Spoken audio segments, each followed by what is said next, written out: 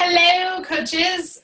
Today is day 12 of our training, and I wanted to talk about leading yourself first, and then others will follow.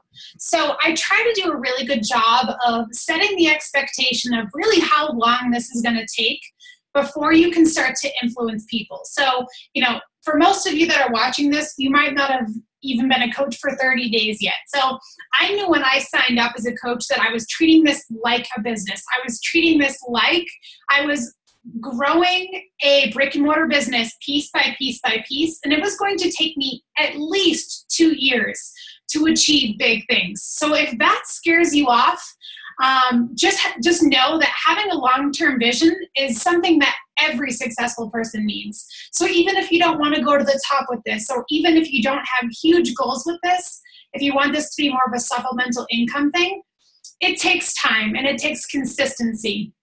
So the most important thing that you have to know is most of us think like an employee when we first start this. It's just human nature. Most of us we don't come out of the womb as entrepreneurs. So it's a totally different mindset in terms of leading yourself. You're your own boss. There's no one behind you looking over your shoulder telling you what to do every single day.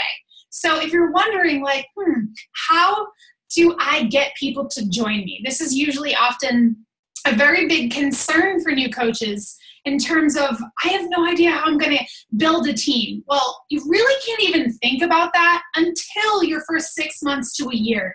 Why? Because people are watching you. They're watching you so that you can build trust with them. You've said you're all in, you said you're excited, you said you're motivated, but are your actions really leading up to your words? Think back to when you first signed up, right? You were kind of nervous. You're like, I'm not really sure what I'm doing. You do have to prove yourself to people. I know for me, I was so afraid to have people think that I was selling them a product. I was so afraid to, what if I was going to fail as a coach? But all I knew was that if I did the workouts and I did the meal plan and I showed people I was committed to this journey of helping other people and myself first, that they would finally believe me. Now listen, I've been doing this for 3.5 years as of when I'm making this video. And still to this day, people sometimes are like, I don't know if it's for me. And so you've got to put in the work to prove yourself. So having a 90-day vision and 2-year vision is very important. So 90 days basically is a quarter in our business. We have 4 quarters. And so when I set my goals, and you already know that you had your first 30, and then you can set your next 30-day goal, but start to think like a leader. Start to think like, where do I want to be in 90 days? For you, it could be, I want to hit Success Club every single month, and I want to make sure I'm Emerald, and maybe you want to sign up a few other coaches. Maybe you want to lose 10 pounds. You've got to break down and be very specific with your goals of where you want to be in 90 days. And then if you really want to push it, if you're telling me that you're all in on a scale of 1 to 10, if you are here and you're a 9, 8, 9, 10, then you need to think 2 years in advance. I know for me, my goal was to earn 6 figures in 2 years. That was a really, really high, lofty goal that takes a lot of hard work. And I worked weekends, I worked nights, I worked mornings. I put a lot of time into this. They say that entrepreneurs are willing to work 80 hours a week so they don't have to work the standard 40. I was willing to do that. So it's not the standard that people make 6 figures in 2 years, but I gave this my all. So anytime that you feel like you're not really getting people to join you, you've got to look at yourself in the mirror and say, am I leading myself first? Am I fully immersed in this? Or am I dipping my toes in the pool? Am I believable? Am I building credibility with others? Are you creating a attraction marketing style social media? And what attraction marketing is, are you putting out content that is getting likes and comments? Are people wowed by the life changes that you're making? Are they taking you serious is what I'm saying. So we don't want to just create a following, but it's the beginning of a journey of creating a team and a successful business down the road for you. So attraction marketing comes with you being committed, consistent, dedicated, even when it gets hard. So if you're someone who's like, I committed to the 21-day fix, and then 3 days later fall off, you're doing yourself a disservice. People are watching you fall off the bandwagon. And that's why I love being a coach, because it holds me accountable. I know I've got to get my workouts in. I know I have to do my power hour. Okay, so another thing in terms of leading yourself first, and then others will join you, is success leaves clues. You're going to hear this quite often. So I remember sitting in this office as a newer coach being like, what do these successful people have that I don't have? And I started to study them.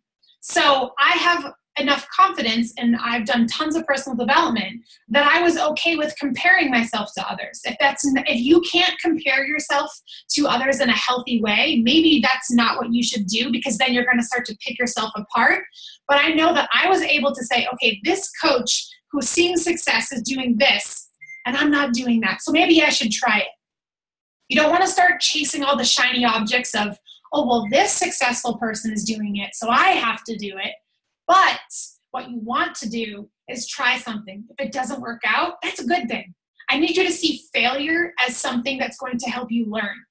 We're used to being an employee, which is when you make a mistake, it's bad. And in this world, it is good. When you try something and it doesn't work, the quicker you get back up, the quicker that you face adversity, the quicker that you win. That's how I get to success faster in this business. Another thing is be resourceful. Every successful coach and every independent leader that I have on my team, they are someone that doesn't ask me questions all the time when they know they can find the answer. Don't be lazy. Get out there and be an entrepreneur. I self-taught myself everything while working with my upline, but I didn't lean on her as my crutch. She definitely helped me and pushed me in the right direction, but I was extremely resourceful in teaching myself everything I could. You learn so much better that way. Okay, next, this is your journey. You've got to own it. If you're not happy with where you are physically, mentally, emotionally, financially, it's your journey. And we always like to say it's your mess, which turns into your message, and you have to own it. I sometimes think that people discredit their journey. And my favorite quote is, every master was once a disaster.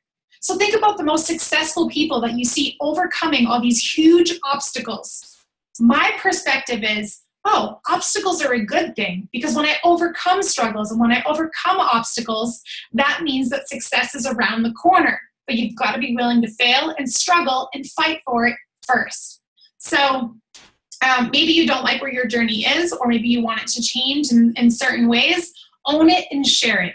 It's so important for you to share the roller coaster ride of your journey, basically picturing your social media as a blog, as your storyline. It's called your timeline, right? It is your storyline to share the roller coaster of life. Why? Because we're humans. Every other human out there, when they read your story, when they read your struggle, when they read your journey, they're going to relate and go, I feel the same way. And that's how you build trust with other people. But if you don't put your story out there and if you don't own it, people are never going to relate to you. They're just going to see you as a fitness coach. They're just going to see you as a Beachbody coach trying to sell Shakeology, and those coaches never last. Okay, blinders on. I need you to make sure that you remove distractions from your life if you want to be successful with this. So if you're playing softball on Wednesday nights and you're doing all these extracurricular activities, you've got to cut those out if you want to be a business owner. I'm not saying you can't have any fun, but if you want to do big things with this, now is the time. I put in a lot of hard work in my first 2 years so that now I can enjoy my time. Think about it, guys. What other business can you put in such short 2 years is nothing. Such short focused time and get such big results. You've got to start to think like an entrepreneur who's going to get somewhere in 2 years. Don't think of it as, oh, well, I'm going to try this and dip my toe in the water, because just like if you were to try your workout or try your meal plan, your results would be half-assed as well. You've got to build up your confidence. And the way that you build up your confidence is the decisions that you make every single day. So if you hit snooze 10 times on your phone, you are subtracting from your confidence account.